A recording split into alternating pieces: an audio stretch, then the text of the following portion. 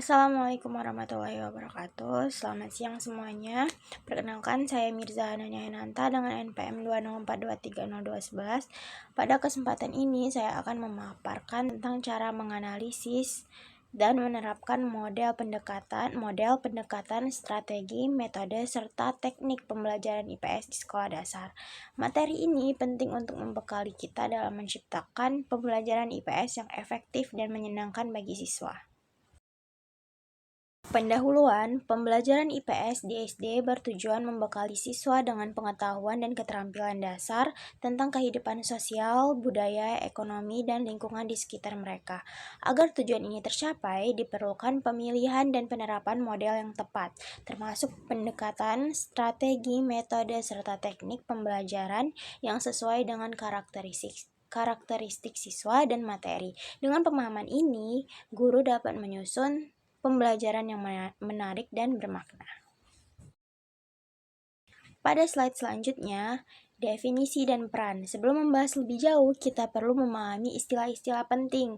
Model pembelajaran adalah kerangka kerja sistematis yang menggabungkan pendekatan, strategi, dan metode untuk mencapai tujuan pembelajaran secara efektif.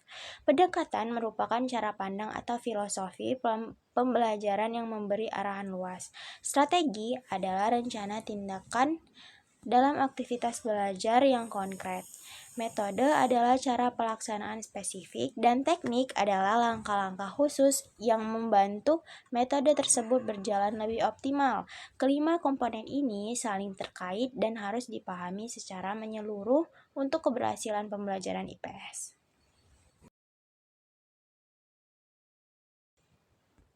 Pada slide keempat, model pembelajaran IPS di SD. Model pembelajaran IPS yang efektif untuk IPS SD contohnya adalah model kooperatif tipe think pair share.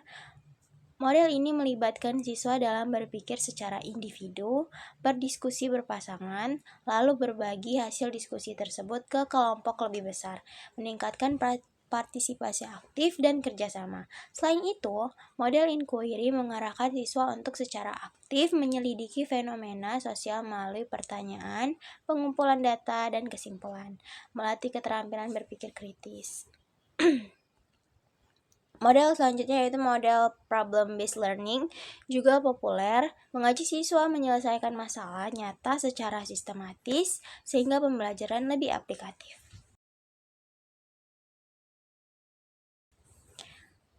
Slide selanjutnya, slide kelima, pendekatan pembelajaran IPS. Pendekatan Contextual Teaching and Learning atau CTL memfokuskan pembelajaran pada pengaitan materi dengan kehidupan nyata siswa, sehingga pembelajaran menjadi relevan dan bermakna. Pendekatan konstruktivisme memposisikan siswa sebagai pusat pembelajaran yang membangun pengetahuannya melalui pengalaman langsung dan interaksi sosial. Pendekatan terpadu menggabungkan berbagai disiplin sosial untuk memberikan pemahaman yang komprehensif dan kontekstual sesuai kebutuhan peserta didik.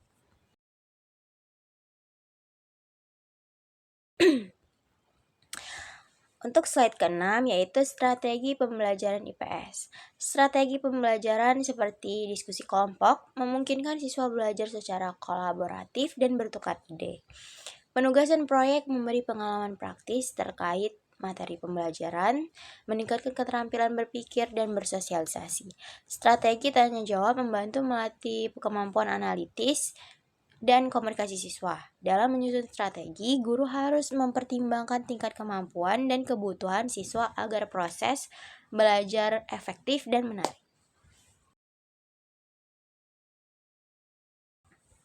Untuk slide selanjutnya adalah metode pembelajaran IPS. Metode ceramah digunakan untuk menyampaikan informasi dasar secara efisien. Metode tanya jawab memotivasi siswa untuk berpikir dan berkomunikasi aktif. Diskusi dan kerja kelompok memberikan kesempatan bagi siswa untuk mengembangkan kemampuan sosial dan kerjasama.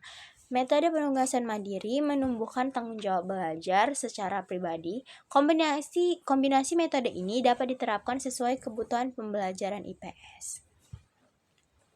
Selanjutnya yaitu teknik pembelajaran IPS.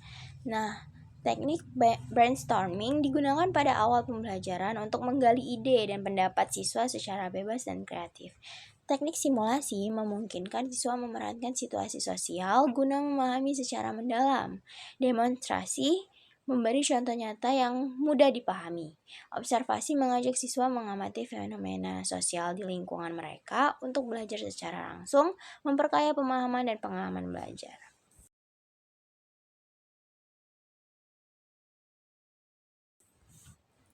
Slide 9, proses penerapan model dan pendekatan.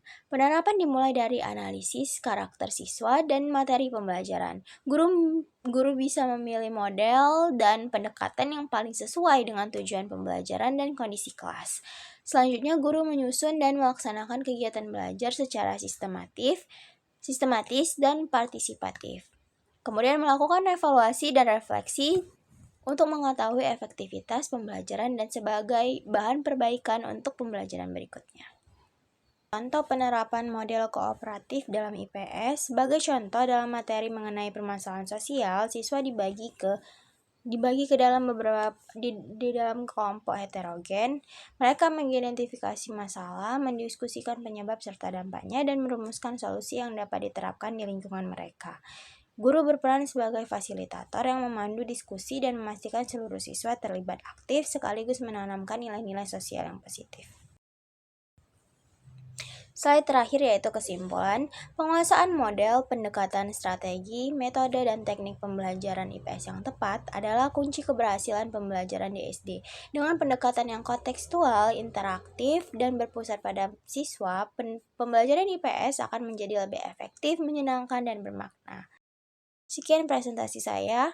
Apabila ada salah kata saya mohon maaf, kepada Allah saya mohon ampun. Saya akhiri. Wassalamualaikum warahmatullahi wabarakatuh. Terima kasih.